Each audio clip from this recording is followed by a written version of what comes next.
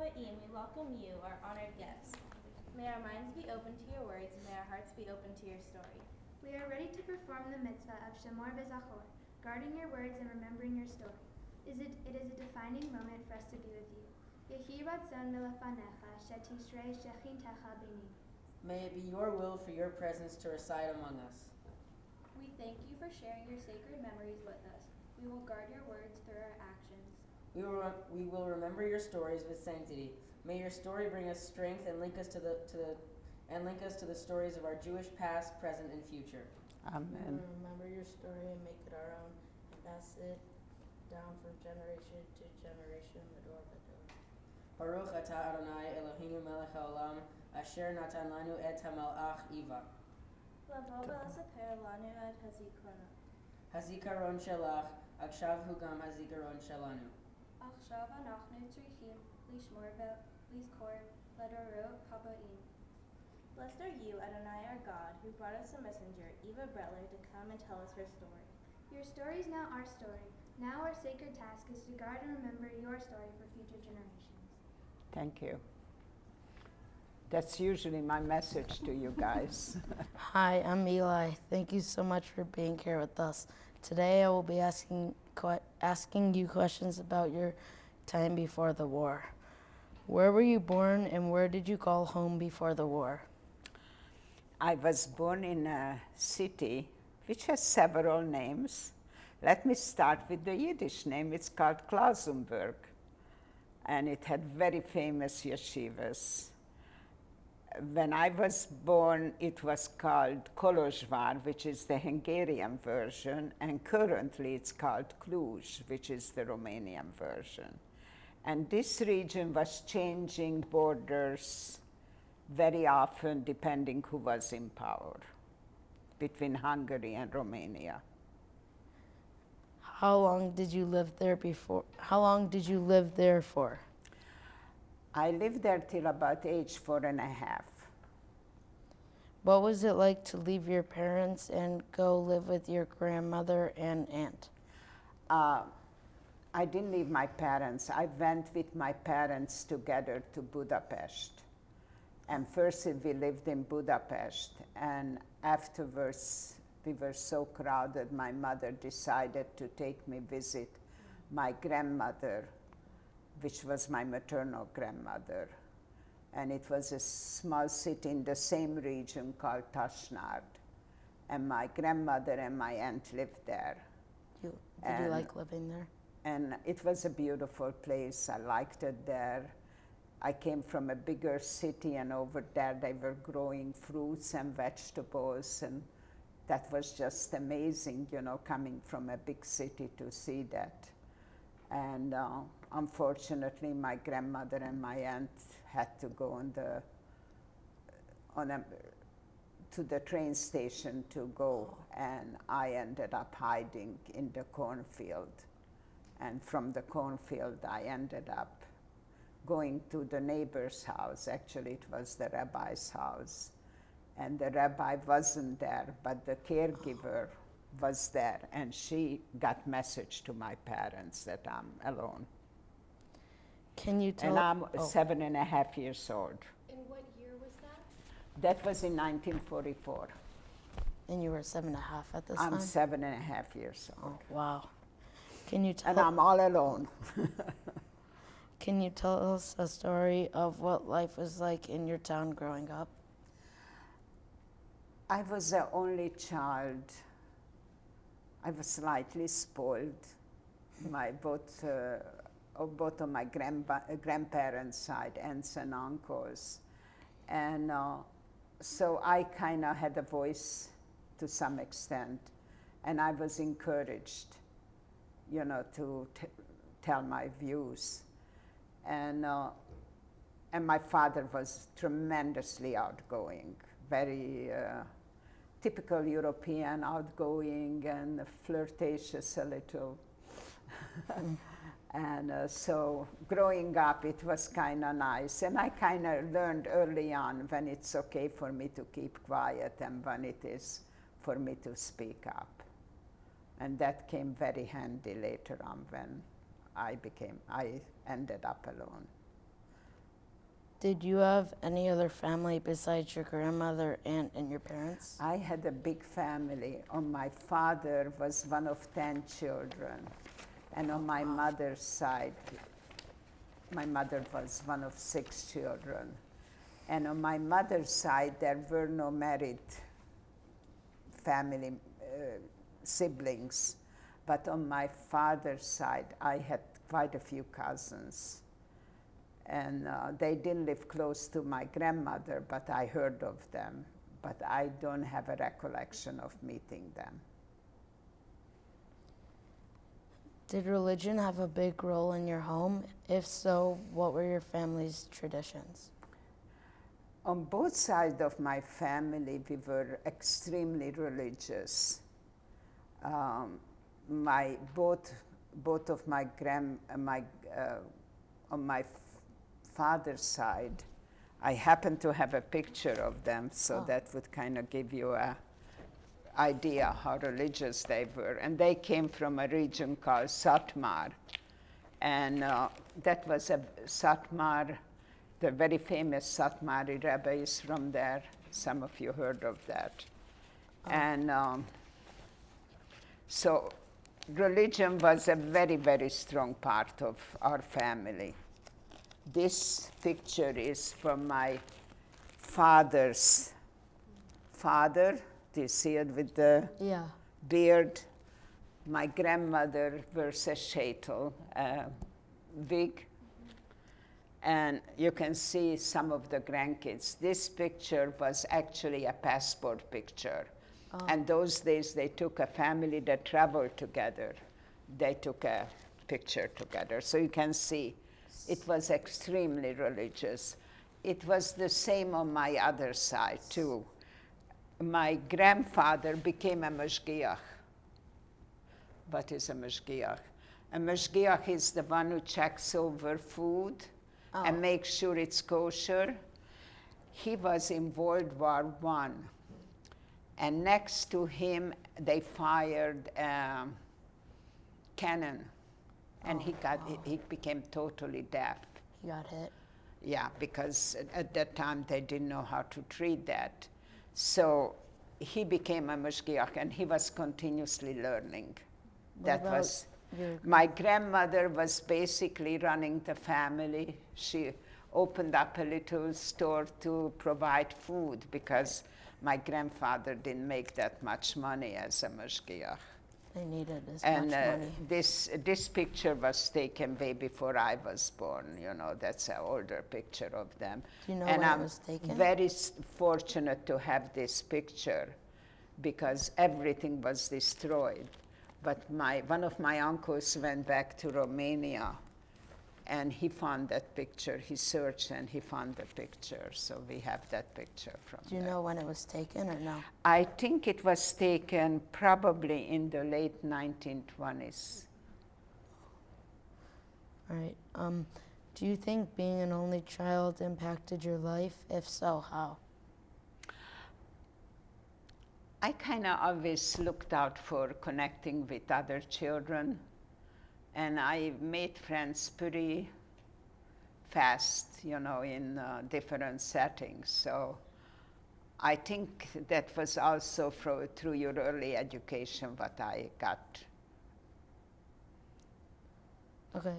Can you tell us a strong memory you have with your family?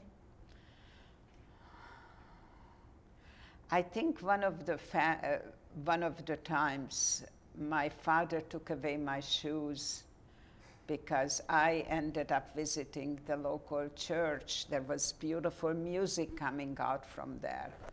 And I was fascinated by it, and I'm about 4 years old, and I took off on my own, which was pretty scary. So my father took away my shoes. And my mother had to carry me. And I said, you can take away my shoes anytime. I love to be carried. So you can imagine it didn't go over too well. My father got pretty angry at me.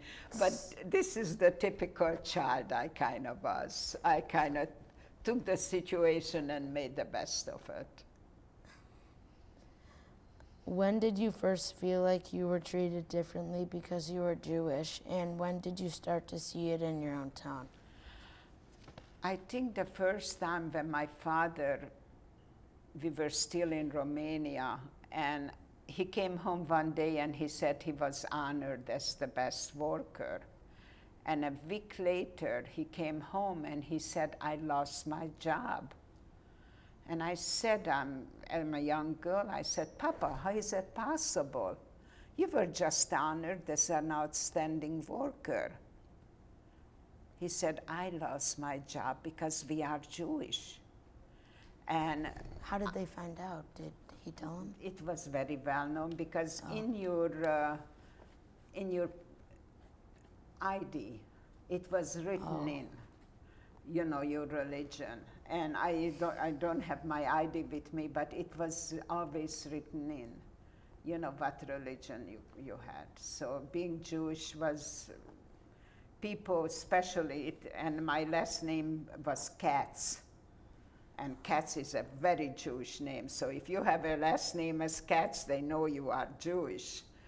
And so that was the first time where it hit me that because you are Jewish, things can happen to you at very young age. And then my father was very wise, and he said, let's leave this city and let's move somewhere where nobody knows us. So we left everything behind and we moved up to Budapest. When did you start to see it in your town, other people losing their jobs because they were Jewish? You know, there was a lot of talk going on. There were people who escaped from Poland and came and was warning the people, be careful that what's happening in Poland. And to some extent, the Hungarians didn't believe it. The Hungarian Jewish population, they said, well, they are our neighbors. They would never do that to us. And so I remember overhearing stories which sounded horrible. You know, they didn't ask you to leave the room when they were talking, so I heard, you know, what was being said around me. And I remember my mother saying, they would never do that to us. These are our neighbors, they know us. So there was a kind of denial, not believing that the horrors what happen in other countries can visit us in Hungary. How did the local Nazis know who was Jewish when they came to your aunt's house and grandmother's house, and why didn't they take you? Well, they didn't take me at my grandmother's house because I was hiding. I was so petrified when they knocked on the door that I was hiding behind my grandmother. And when the door closed, my grandmother said, your name is not on the list that you live here. So I want you to, and she called me by my Yiddish name, Hava. She says, Havale, I want you to hide in the cornfield. And my reaction, I'm 7.5 years old, I said, Grandma, I don't want to be left alone. I want to come with you. And she said, for a change, don't argue with me, but listen and do what I ask you to do. And she made sure that I was well hidden. And that's how, you know, I ended up being, and she really wanted, she said to me, I want you to live. She had a premonition apparently, where she was heading, it wasn't a labor camp because they told her they are taking her to a labor camp. And she had a premonition that it wasn't that. They took your grandmother and she hid you in and the my cornfield? aunt too. Oh. They took, and there were a lot of people who were walking. Their home was on the way toward the railroad station.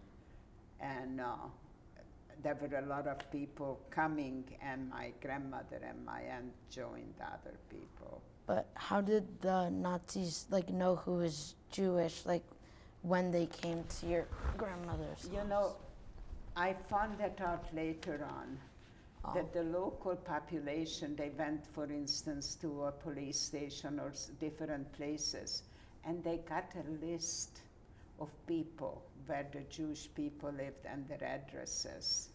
So apparently that was well known. I have no idea because I was so young.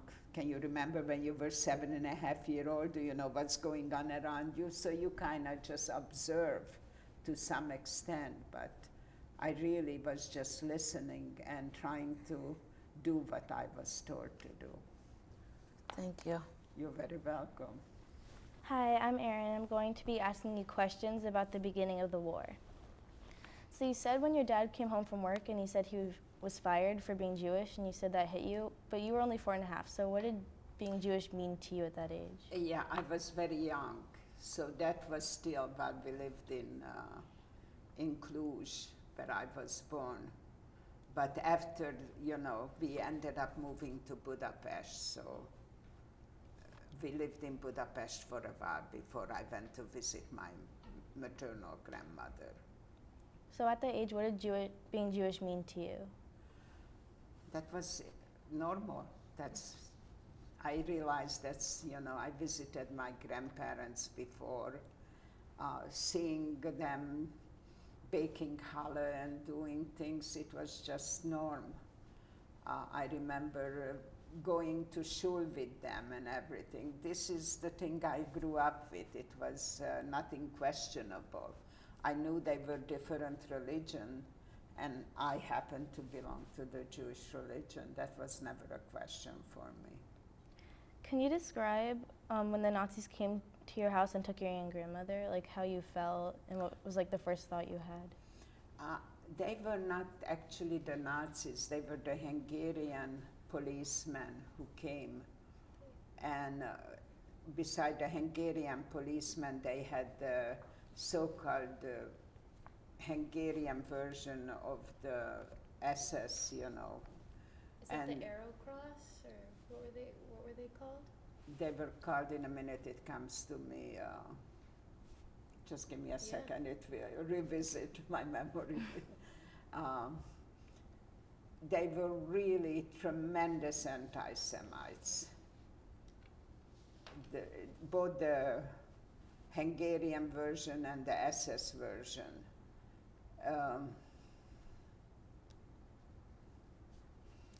It will. We'll come back to it. Okay, so growing up, I had two grandfathers who, you can see the picture, that was like a Hasid Vox today. So they stood out in the street, and it was just normal. I belonged to that. Both of my grandmothers had, shaitels. They had wigs. They were traditional clothes. When it came Shabbos, I remember my grandmother dressing up Friday night specially to light the candles. I mean, it was something so meaningful to me to watch that. That's the way you grew up. That was part of our history, and it was so meaningful. What was the first thought you had when they knocked on your door? I was petrified because it was very loud. And that's why I was hiding behind my grandmother, and I'm a very young child. And when they yelled, at my grandmother, I was even more scared, because I realized the severity of what was apparently happening. So when the door closed and they left, my grandmother was down to earth and realized, what was happening around. And she kind of immediately prepared me what I need to do. And she wanted to make sure I'm not being taken with them, because apparently she knew somehow that she's being taken to Nyilas is called the Hungarian version. Sorry, I told you it will come to me. Yes, so, And the Hungarians, unfortunately, most of the neighbors, they kind of turned in a lot of Jewish people too, because for several reasons they had access to their belongings, and they ransacked usually places, and many times they moved into their place. So my grandmother had both of my grandmothers had beautiful little homes. How did your father, know where you were? That's a good question. And when I was interviewed the first time, I went over and my father, Olaf Shalom, was still alive. And I asked him questions. And he said that somehow my mother got message to him in the labor camp where he was. And he asked for a furlough to come and get me. And my father was pretty capable of doing many things, and he came to get me. He had by that time my father actually was wearing a yellow star. And Did you know that your father was coming to get you? My father came to get me at somebody's home, and apparently they did have telephones, or I don't know how the lady who sent the message, how my mother got it, and I have no idea how long I was there before it actually happened. And I was jubilant to see my father. I mean, being in somebody's home I hardly knew. I knew that was something I couldn't be there too long. Was this And the rabbi's house? Excuse The me? rabbi's house? Yeah. It was at the rabbi's house, but the rabbi was taken away. But the lady who took care of the rabbi, she was an amazing lady, and I found out they actually honored her later on because she really tried to help people who she could. Excuse me, one more. Nyilas is the Hungarian version, Right. and the English version is the arrow cross. Okay. There we go. I just want to make sure did we get the part where you go from the cornfield to the rabbi's house? Like, I'm not sure we heard that yet. No, I don't think so. So how did you get from the cornfield to the rapids? Well, I was told to wait until it gets semi-dark, and when I came out of my hiding place, out of nowhere, a group of strange dressed people surrounded me, and I recognized from their clothes that they were gypsies. And I was told from young age on, be very, very careful. Gypsies love to steal young children. So I knew at 7.5 I'm considered as a young child. So I pretended that my grandmother was inside. And I started to yell, "Grandma, Grandma, come on out. These people don't want to leave me alone." And they believed me. Or maybe they didn't believe me, they just decided to leave me. I really don't know the reason behind. But they left, and at that young age, I felt, hey, I fooled them. So for me, it was a wonderful achievement that, I could fool the people. And from there, I knew how to go to this person's house. I have been there apparently for previous time, and I knew how to walk there. So on the cornfield, was it behind your house, or where was it near your grandmother's house? This was a little bit down the road. I remember I had to walk a while before I got to that place, the rabbi's house. And I remember going there on Shabbos, So, I was escorted there a few times before, and it's a small little city, so finding places apparently, in retrospect, it's kind of amazing that I found it, but apparently I did because my father found me at the place. What was transportation like on your way back to the apartment where your mother was? You asking when, after we were, before we got out from the safe houses? Yeah.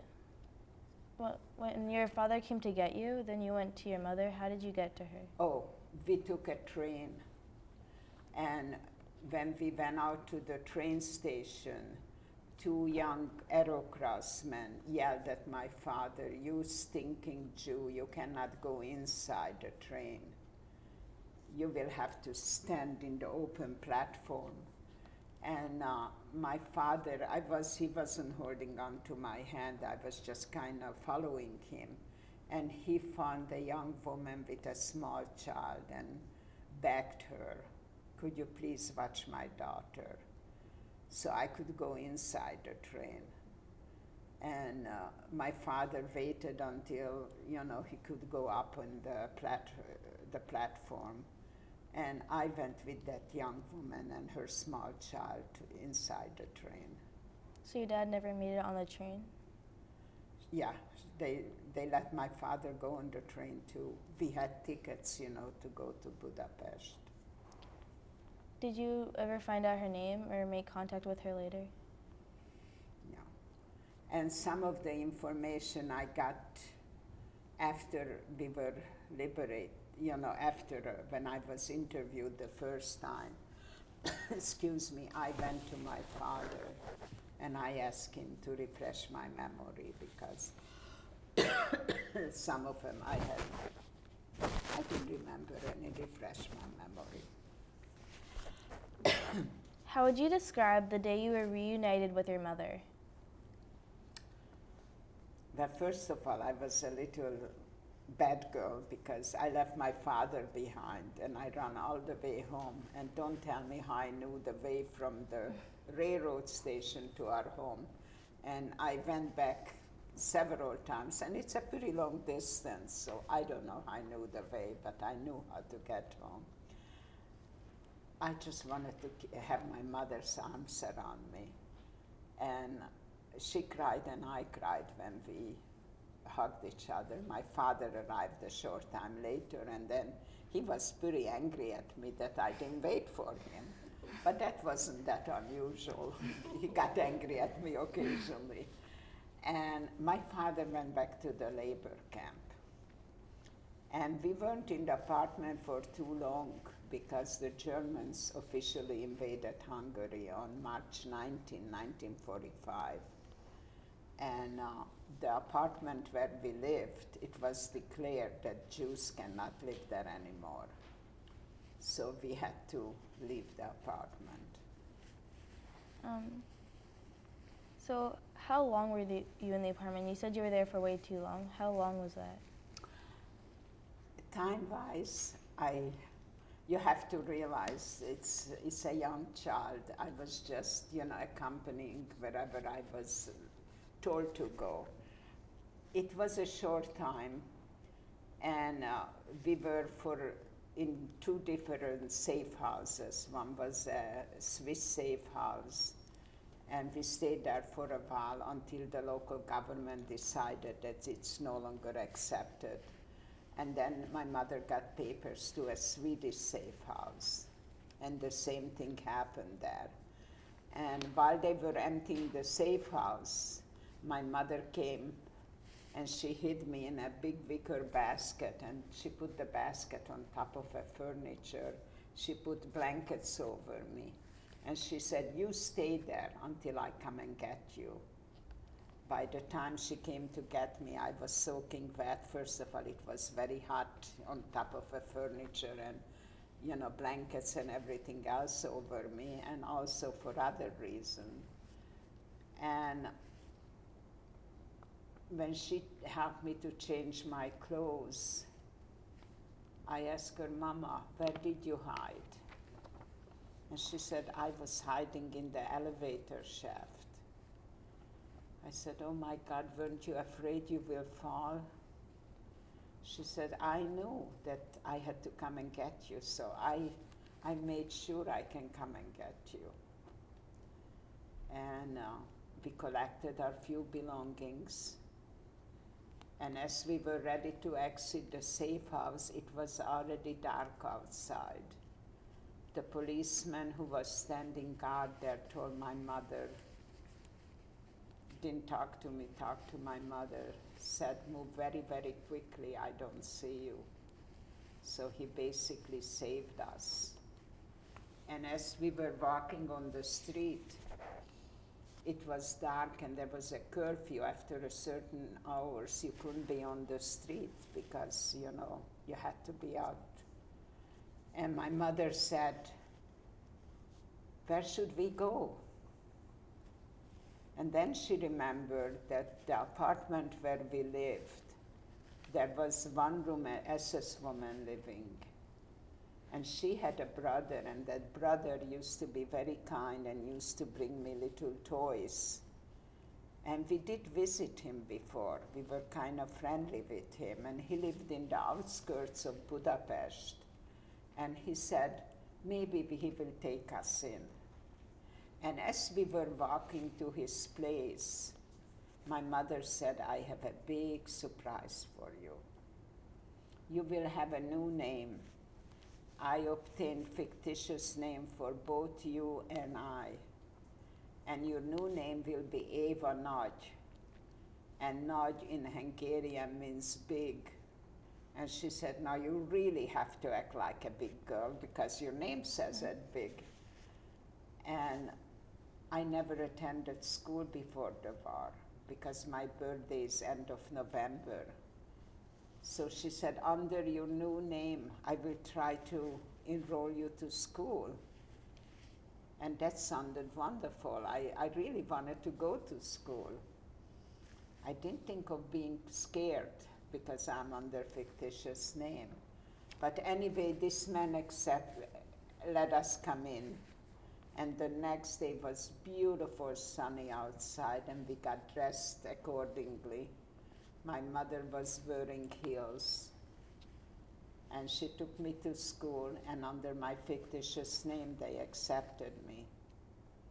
And she even found a new place where we could live. But she decided to go back for a few of our belongings.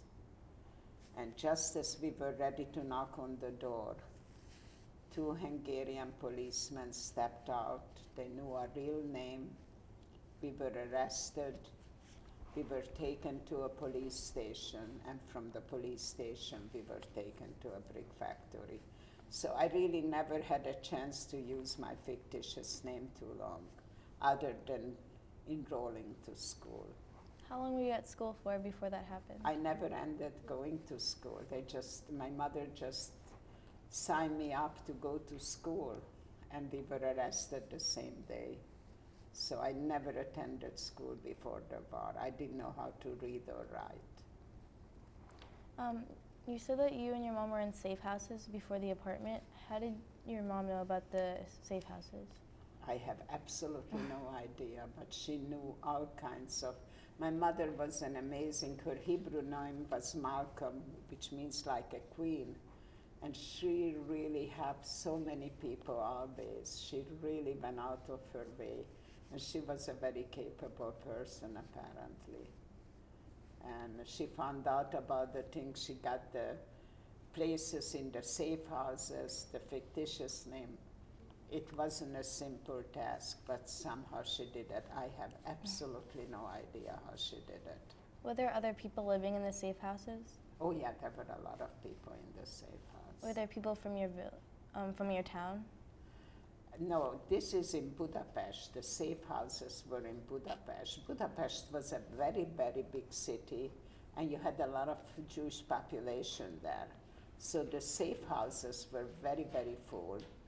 And when they emptied the safe houses, usually they ended up taking people from there to camps. But we didn't go directly to a camp because my mother, that evening, we kind of escaped from the safe house. So you said your mother helped a lot of people. What are some ways that she helped? My mother was, first of all, she was a very capable person, and she helped to bring food and all kinds of things to people. I remember helping her carry little bags, and we delivered people for some older people and some people who were sick or something. My mother always, and she worked. She worked as a hat maker, so she was working, but she always found time to also give back to the community and help out. I think it was just in her blood. Thank you. You're welcome. I want to show you a picture of my mama. I should be better organized next time.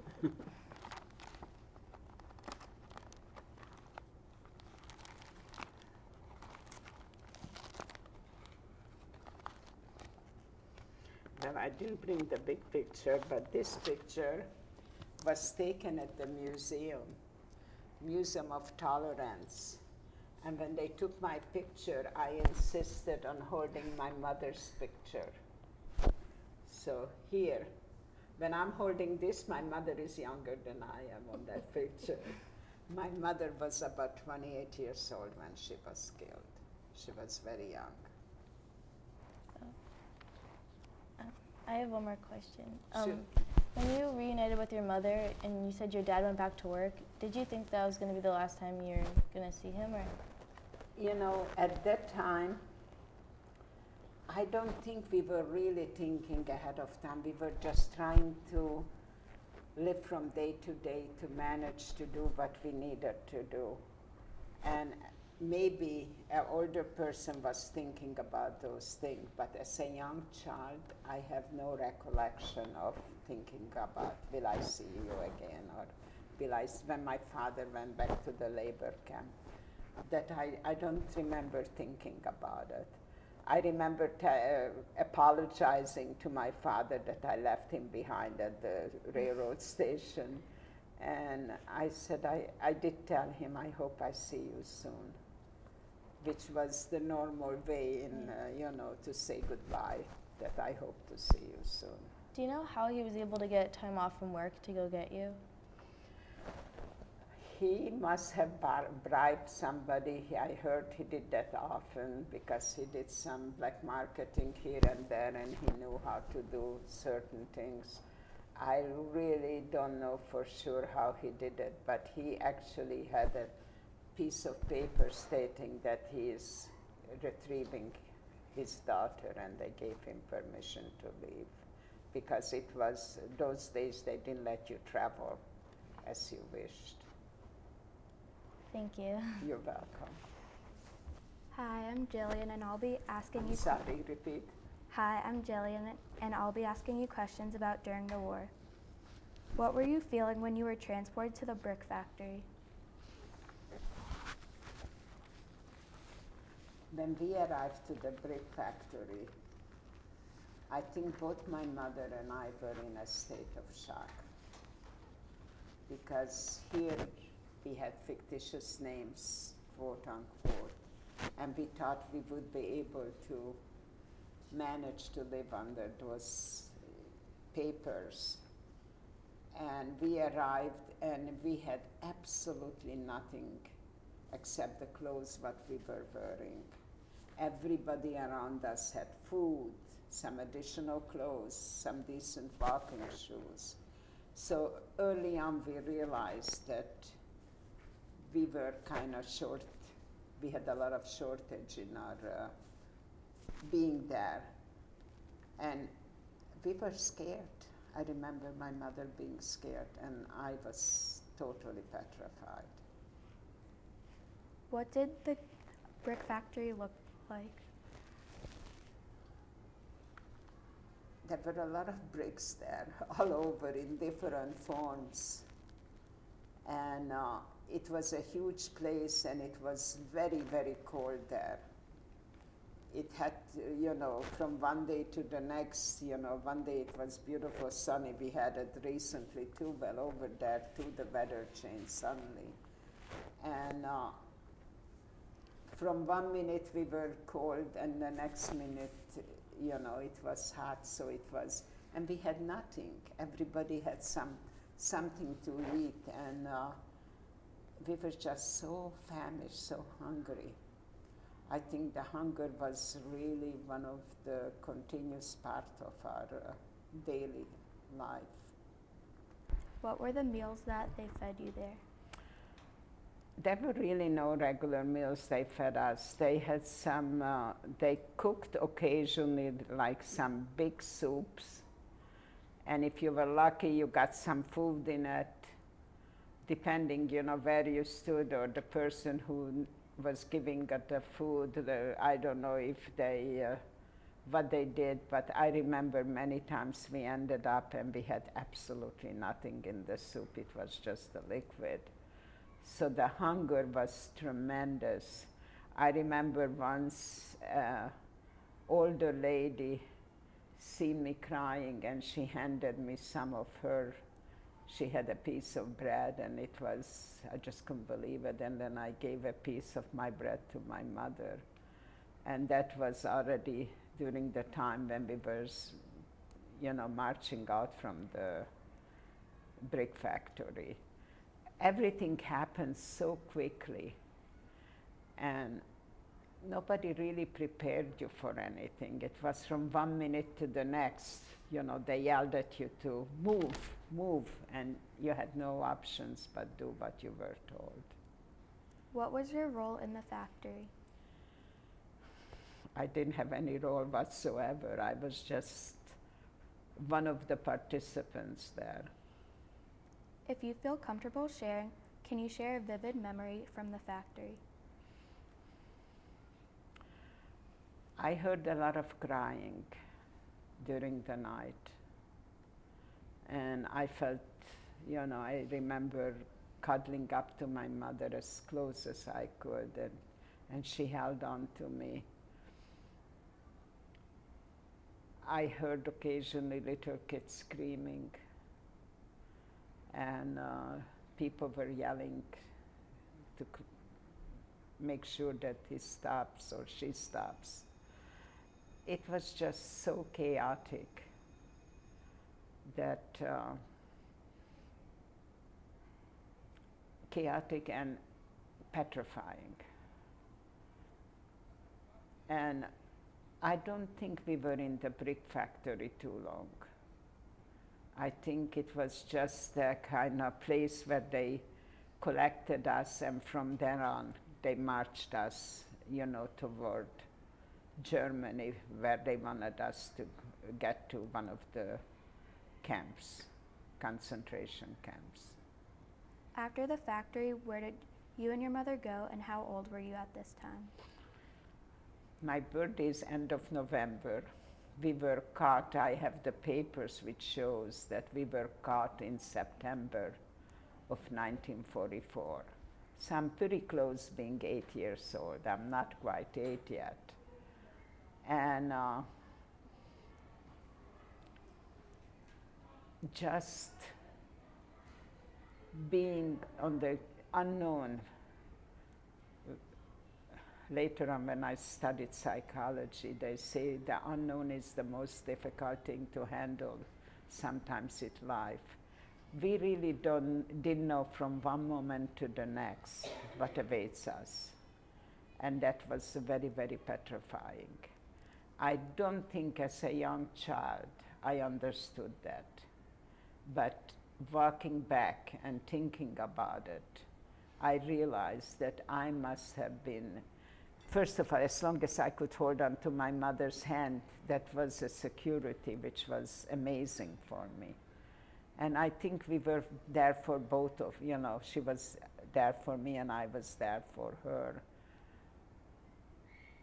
But not knowing, where we're heading, how long we will be on the road, and all these things. My mother must have been really, really worried, because she worried about me tremendously.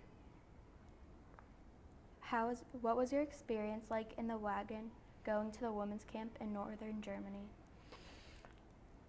Again, by the time I was pushed into a cattle wagon, my mother was killed. And I have absolutely no idea when it happened or where it happened.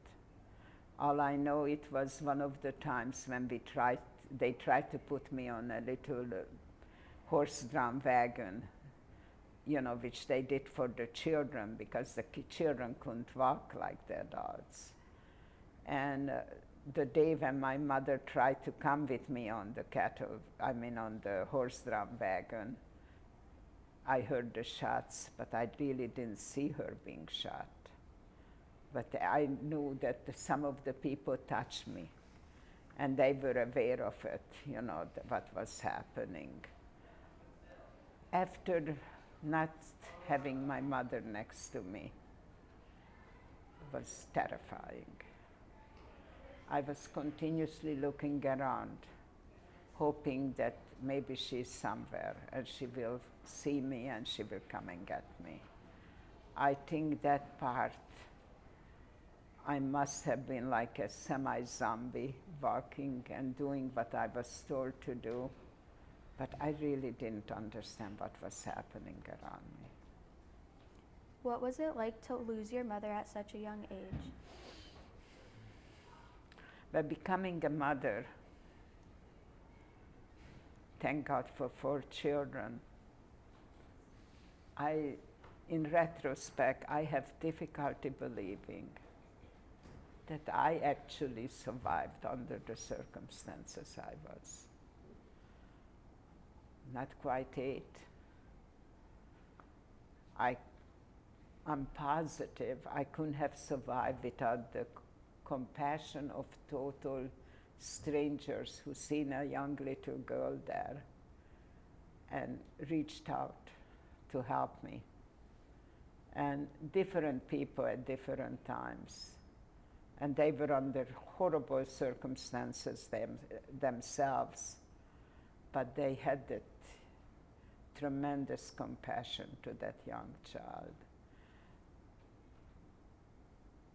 My memory, I arrived actually in a camp, it was January. I have absolutely no idea how long it was before I got to the camp and how I survived on my own. Were you told why you were being transported to a different camp? They didn't inform you of anything. They just took you. You were like absolutely worthless nothing. They said that you are less than a crawling spider or something. They didn't think of you as a human being, so they didn't inform you of anything. The first time I remember being told that we arrived to a camp, when I arrived to Ravensbrück, and they announced that you arrived to a Camp Ravensbrück, but they didn't tell us why we had to go into the cattle wagon or any of those things. They just pushed you. I mean, there was no humanity whatsoever from the people who did that to you. It's hard to believe. Thank you. Hi, I'm Hi. Maya, and I will be asking you questions about during the war. What were you feeling going into the women's camp without your mother?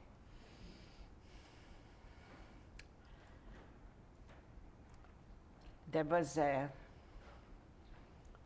first day when my mother didn't come back, there was a young woman who kind of took charge of me. And she was exceptionally good to me. And when we arrived to the camp, to Ravensbrück, her name was called out because she was half Jewish, and they gave her a different assignment. And she tried to pull my hand with hers, and they separated us, so they didn't let the two of us be together. Coming off from the cattle wagon, it was shocking. I looked ahead and I could see, people with strange looking clothes and everything, and they were staring at you. And then, as I mentioned before, they yelled at you, give up all your personal belongings. I had a little ring which I got for my 7th birthday. I slipped off the ring and I put it under my tongue. I was so desperate to have something that connected me with my family. And they pushed us into a huge building where they made me undress. Growing up in an Orthodox family, to be naked was something shameful. I put my hands front of me. An SS woman hit my arms with a whip. I dropped them very quickly. After they took off I had to take off my clothes. They shaved my hair. And then they sprayed me with strange and stinking liquid. It was some disinfectant. And then they gave me their very unusual, huge clothes, which were much too big on me. They looked like pajamas with stripes on. And then they ordered us get out from from that building. And I stood at the corner. And as I am standing there, an older lady comes by me. And she said, "Young girl, how come you don't go to your barrack? You cannot stand here." I said, "I don't belong to anyone." She said, "From now on, you belong to me, and you can call me Tanti." And Tanti means like an aunt. She said, "I have a niece who looks just like you. So I'd be so happy to have you next to me." So she and I ended up in a barrack. The barracks had bunk beds made out of wood. There were no mattresses, no covers, no pillows. We were holding on to each other. And I, from the documents I received, I arrived in January to Ravensbrück. And January is very cold in this part of Europe. So it was freezing cold. We held on to each other not to be freezing. Our daily routine was basically to get up when they were yelling at you to wake up to stand in line. And we were standing there for hours. It was snowing, it was cold, and all we had was the light pajama type of clothes, so we were freezing. So whenever we could hold on to one another, that was itself, we had some warmth there. Being in the Ravensbrück was very, very difficult. In the barrack where I was, there were only women. And one night when we went to sleep, I woke up and I heard a baby cry. And it was so amazing. There were no babies there. And the other woman said, "You have to keep it a secret. A baby was born during the night." I turned to my Tanti and I asked her, "Tanti, do you think I will ever become a mother?" By now I'm a little over 8 years old. She said, "Just promise never to give up hope and keep on praying." And by the way, she was teaching me prayers every single day.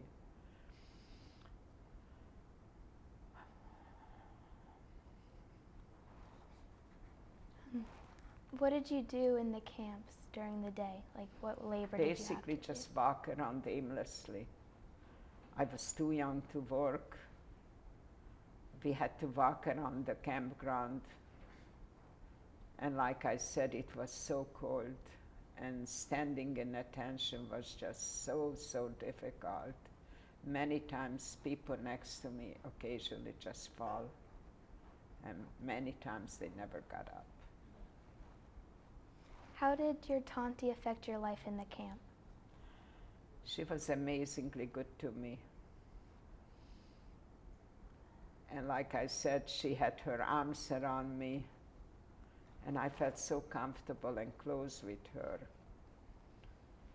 One night we went to sleep as usual. And when the morning came and they yelled us, "Schnell," schnell means fast, fast, this lovely Tanti wouldn't move.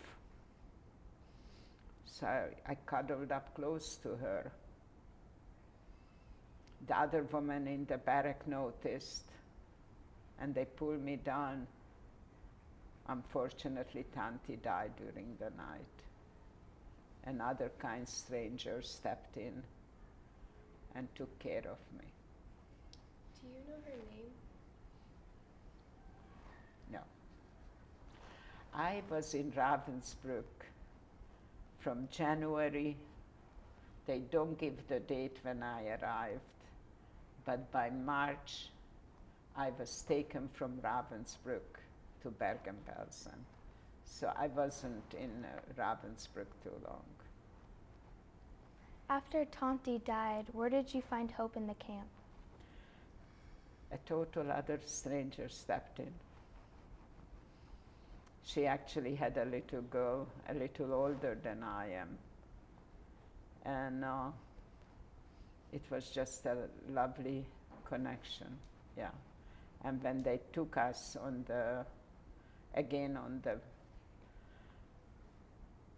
from Ravensbrück to Bergen-Belsen, we went together.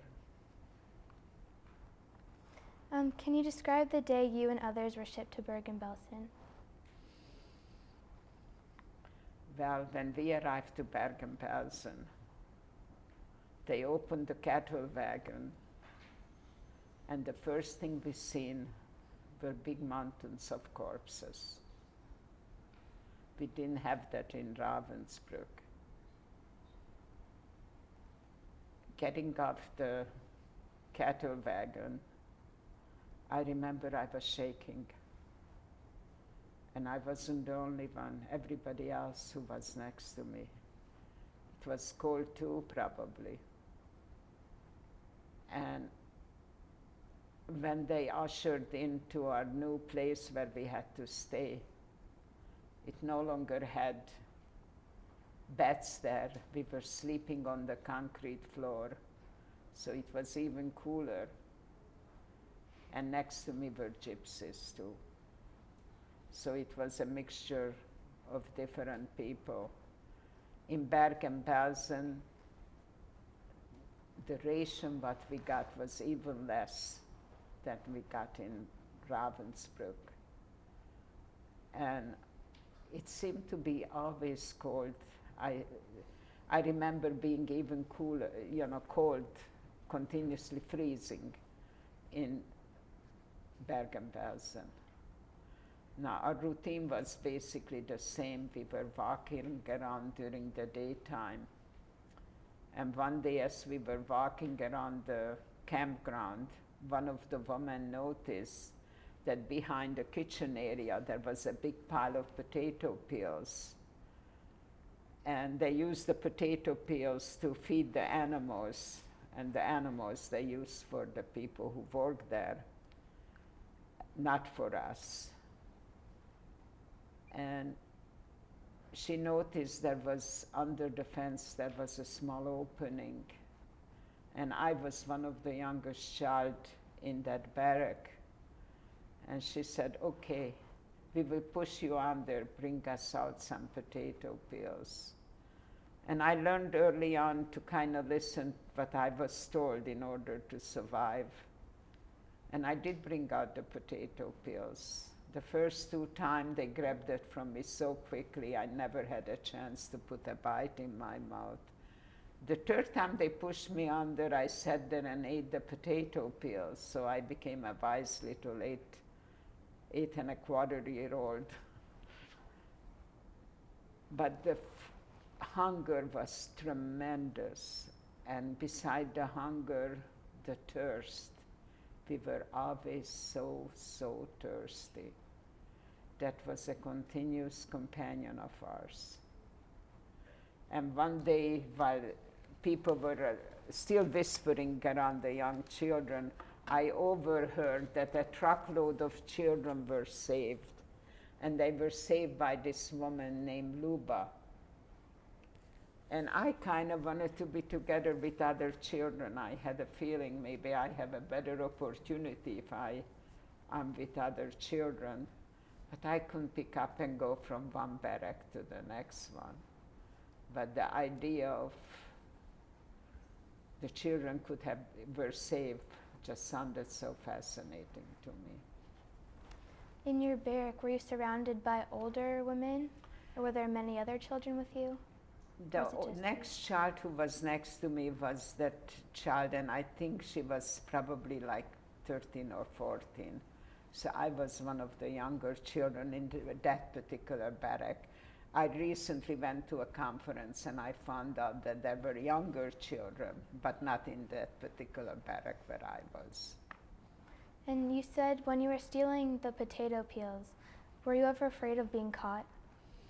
I was so hungry, I just wanted Right. to eat. I don't think I really, and come on, do you remember when you are 8 years old? Do you think about things of that nature? An adult asks you, you kind of listen to the adult's request. No, I think I sneaked. I must have sneaked, not to call attention to myself. But yes, I did sneak there. And what were the consequences if you were caught stealing food? They usually shut you on the spot. In Bergen-Belsen, were you close with any other women? Did any other women take you under their arm? One day, like I mentioned, it was so cold and my feet were totally frozen. And I was ready to go to the clinic, which was there. And as I was ready to exit the barrack, a woman noticed me, ready to leave. And she asked me, "Where do you think you're going?" I said, "Look at my feet, it's so badly frozen. Somebody has to help me or I can't walk on it anymore." She ordered me to sit down on a small little bench over there. And she took off some garments, what she had on there, and she wrapped it around my feet. She said, "If you go into the clinic, you will never come out. You are too precious. We don't want to lose you." So that was the other person who stepped in. And there were probably many other similar stories, but occasionally somebody pulled on me and rescued me. You said that your tanti, she told you prayers at night before you went to bed. Were there ways that you and the people in your barrack kept the Jewish traditions? I kept my religious connection throughout my life. That was a very important part of me. And I usually say that this is kind of a bridge to my family that perished. Because every time I light my candle, Shabbos candle, I see my grandma. And it brings back memories which are so meaningful. Both of my grandmothers ended up in Auschwitz in a gas chamber. So that I can carry on the tradition, it is really meaningful to me. If you feel comfortable sharing, can you tell us a vivid memory from Bergen-Belsen?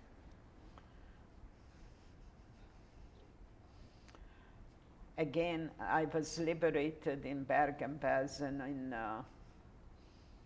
April 15th. I think the most I remember continuously is continuously being hungry and cold. And beside being cold, I have very light skin, and if there is a bug around, it usually finds me and bites me. And I remember rolling my head against a concrete somewhere, and killing some of the bugs was such a relief because I was continuously being bitten. Bergen-Belsen was horrible.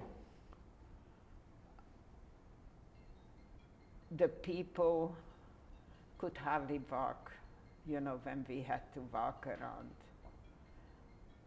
It was really dark, not only on the inside but outside too. All of us felt that darkness and the pain, which was continuously visiting us because walking in that cold weather, not having adequate, clothing or anything. I mean, we were freezing. And way before, I kind of occasionally remember laying in bed and kind of remembering certain things which were so meaningful to me. I kind of created a little world of my own, and I said the Shema over and over again, and hoping if I say it long enough, somebody will come and help me, because whenever I said the Shema, it seemed like something good happened to me. I don't think I ever lost hope. I think for some reason my early imprint must have been amazing, because the hope was my continuous companion. And as I mentioned, so often total strangers kind of seen me and reached out to that little girl who I was filthy and, no hair, nothing, looked horrible. But still, somebody had the compassion to reach down. Thank you very You're much. welcome. Hi, I'm Jack, and Hi. I will be asking you questions about after the war, liberation, and life in America.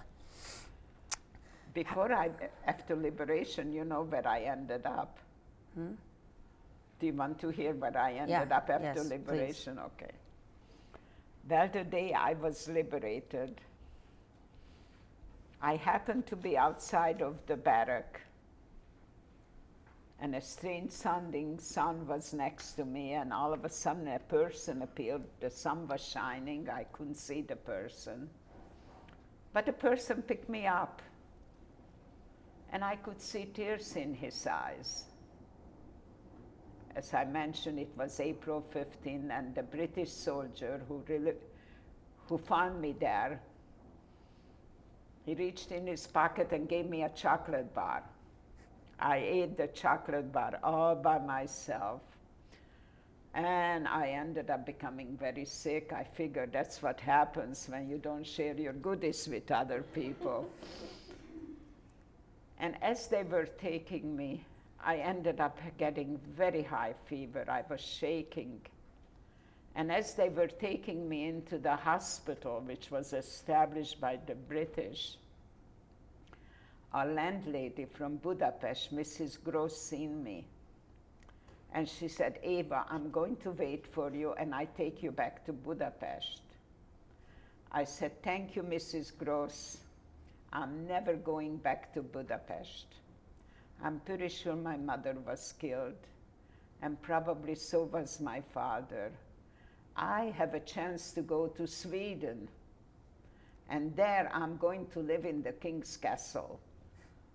Well, I came down with typhus, and many of you know that Anne Frank unfortunately died from typhus just before the camp was liberated. Miraculously, I got well. And I ended up going to Sweden on August 1945 on a huge ship called Kasselbaum. And they didn't take me to the king's castle. They took me to an orphanage. And guess what? In that orphanage was this lovely lady, Luba. And she became like all of our mothers. In the camp, we had mostly children who were Polish. So I learned how to speak Polish, German, and Swedish, and I forgot how to speak Hungarian. And they were preparing us to make Aliyah. At the time, it was Palestine. And I also studied Hebrew. We learned the songs. We were having campfire every night. We had a lot of people coming in to train us, to Halutzim, to come to train us to make our trip to Israel.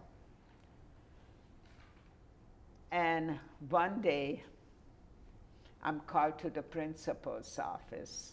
I kind of became mischievous. but I didn't remember what did I do so bad.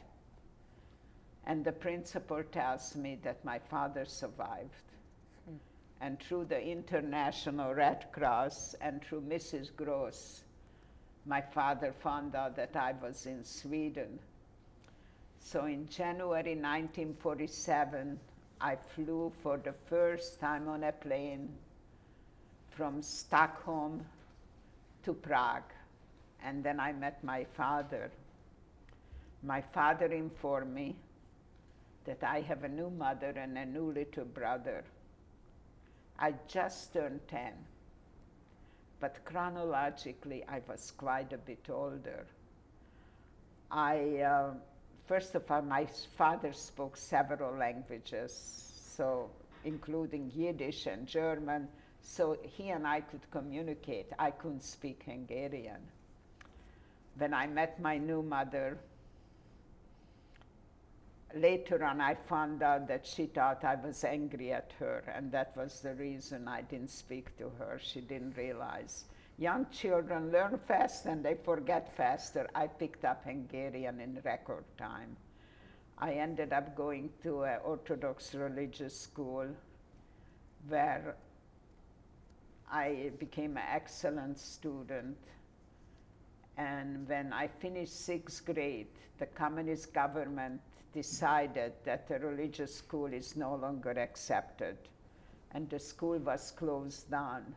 So I had to go attend public school. And in the public school, I encountered tremendous amount of anti-Semitism.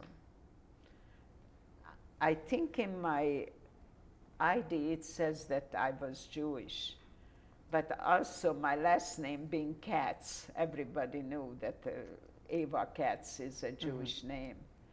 So my grades went down very rapidly, and when I graduated from 8th grade, they decided I should learn a trade instead of continuing education.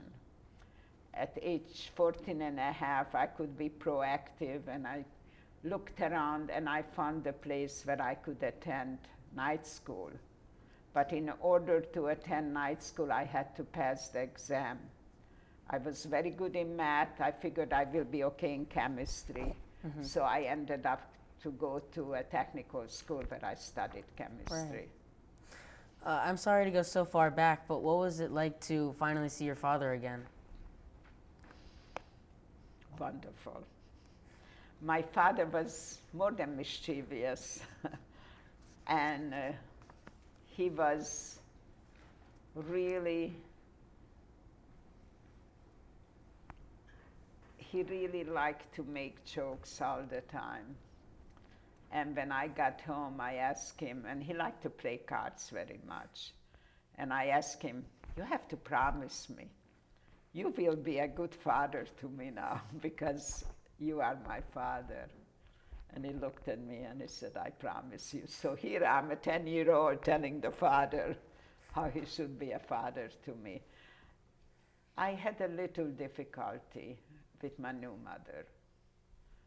She lost her first husband, and those days they really didn't understand enough about what it meant living through a camp life.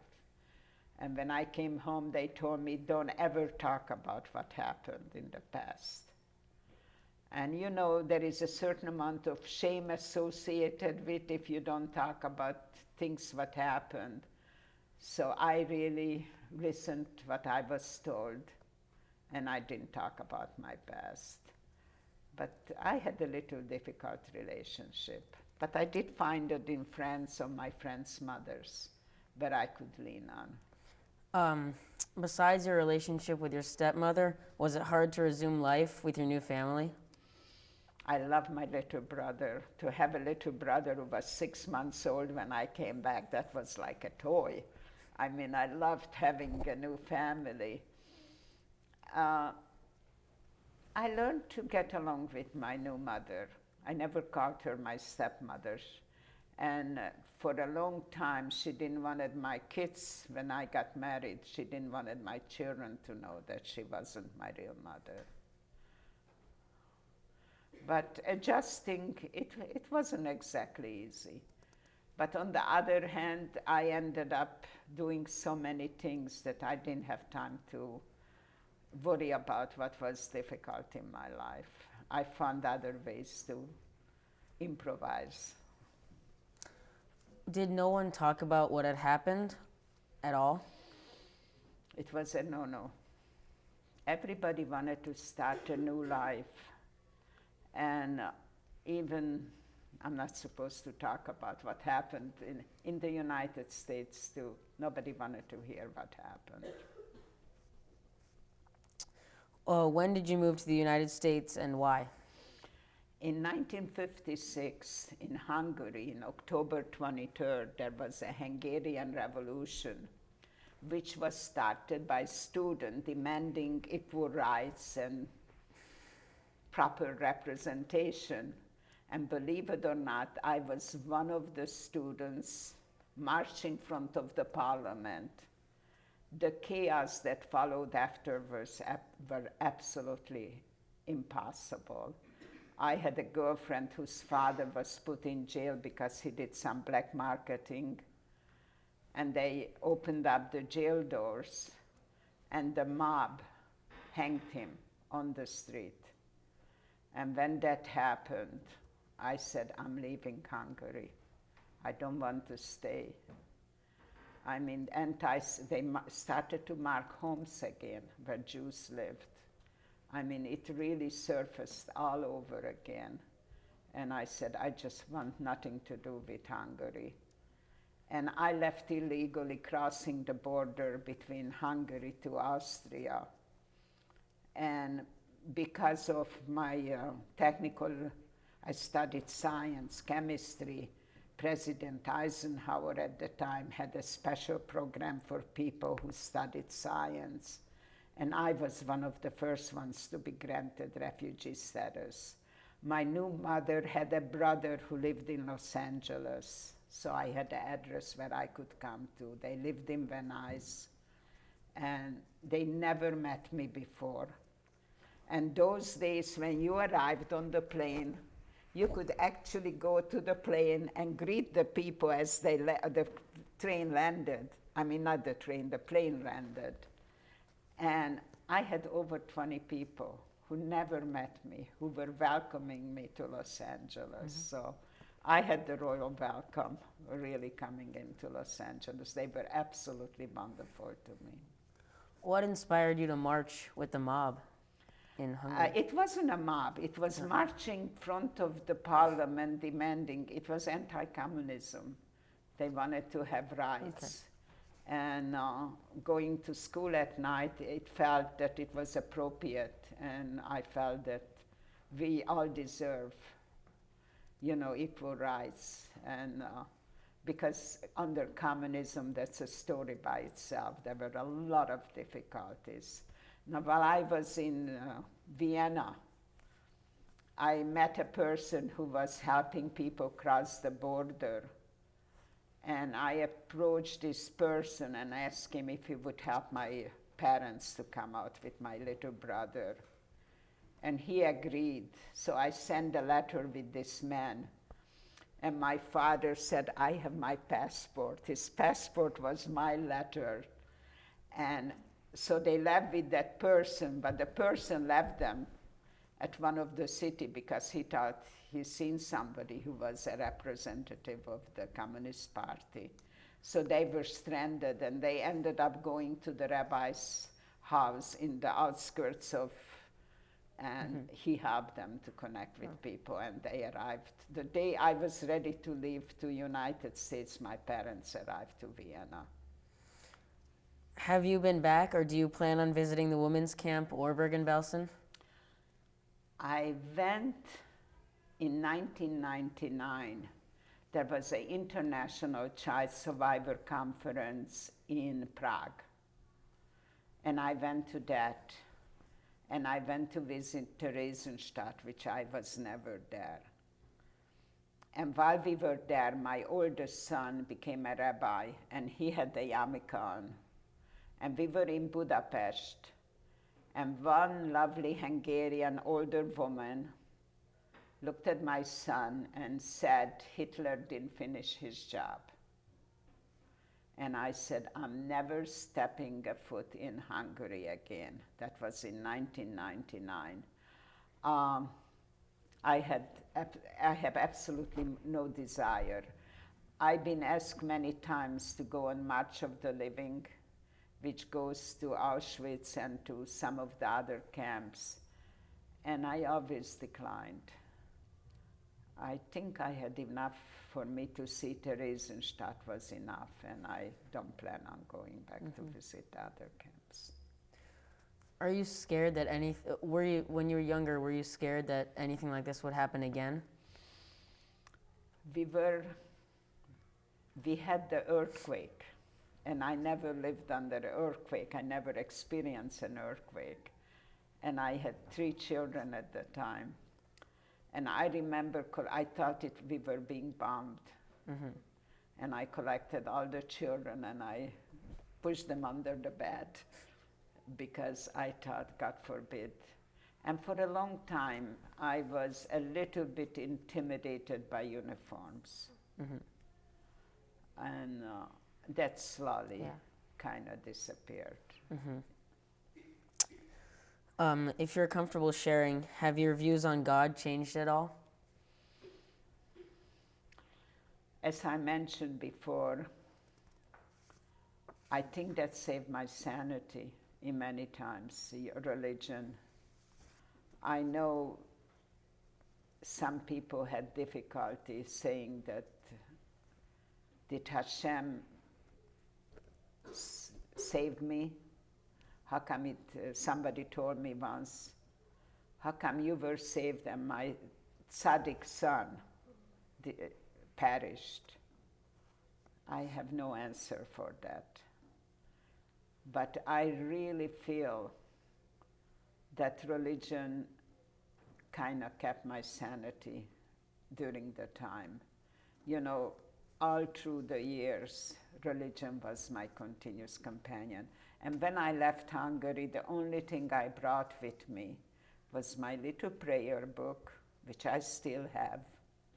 And I brought with me my Red Cross certificate in case I'm being stopped at the border. I can tell them I came to help people. Thank God I wasn't stopped, but I kept both my Red Cross certificate and I have my Hungarian prayer book. What inspired you to share your story with us? The first time I opened up, I was at a wonderful friend's house. She's no longer with us. Her name was Beba Leventhal. And I was sitting we were having dinner, and next to me sat a lady by the name of Dr. Sarah Moscovich. And she heard my accent. That was back in 1982. And she said, I love to interview you. I said, thank you, but I'm not interested.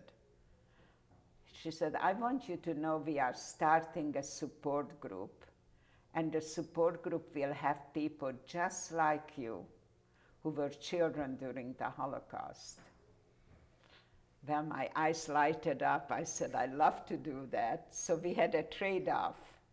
She interviewed me for the first time in 1982, and it was at Northridge. She was a professor at Northridge, and it went to the Yale archives. Through the group, first of all, when I came home after being interviewed, I cried a lot.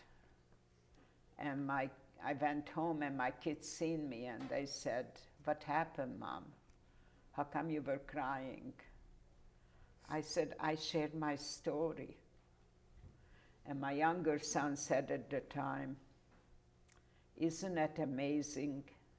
You share your story with total strangers before you share it with your own family. And we were standing in the kitchen, and guess what? I shared my story. And by the way, while my kids were young, with the encouragement of my late husband, I went back to school. I changed majors. I ended up getting first graduating from Santa Monica College, and then I transferred to UCLA, and I ended up becoming a social worker at Jewish Family Service.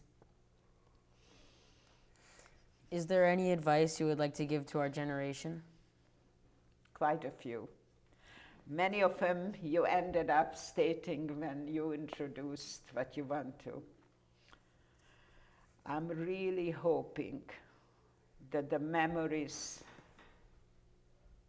of our fallen family members is not forgotten. It cannot be forgotten if you carry on the legacy. And I was very fortunate. I met Elie Wiesel several times. And he states, every Holocaust survivor's obligation is to share the story of the people who no longer can share it. The other reason, I put tremendous emphasis on education. Education is one thing that nobody can take away from you. Don't let anybody paint you in a corner. Be focused and go after what you really want to do in life. I also ask you not to keep hatred as your companion. That hurts you more than the person you lash out against. And finally, if you see injustice around you, please don't be a silent observer. Did I give you enough? Yes. Thank you. Thank you.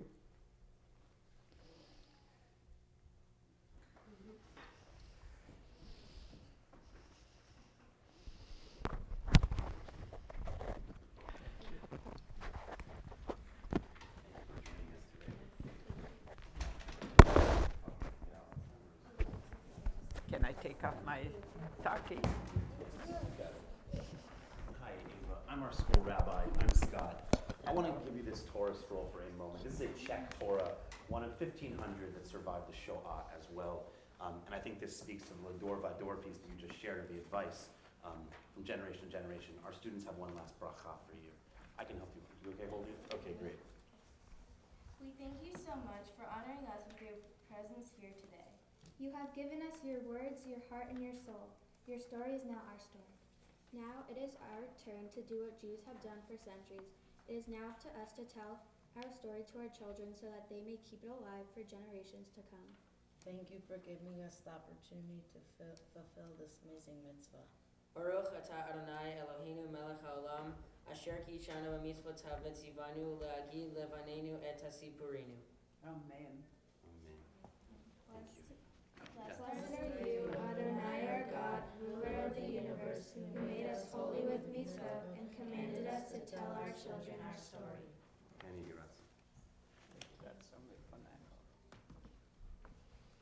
Thank you so much. I can see you really prepared. Thank you. Thank you. Come see it, so.